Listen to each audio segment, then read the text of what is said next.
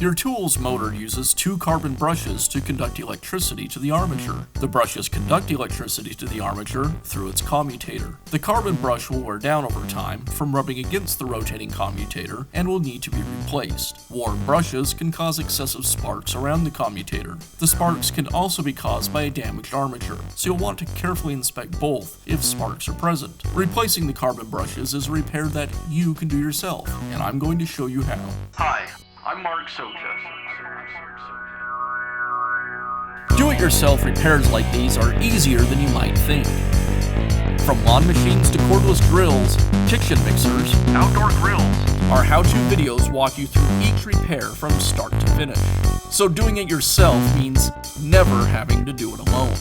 Let's get started. I'll begin by removing the rear motor cover.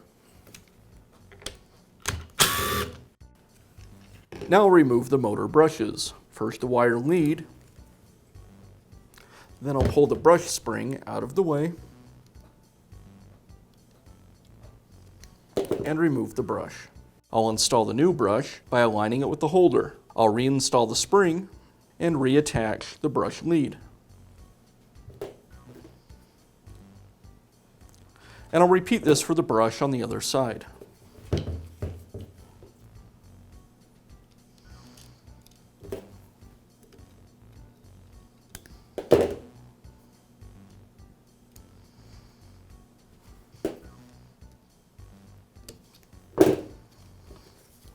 I'll finish up by reinstalling the rear motor housing.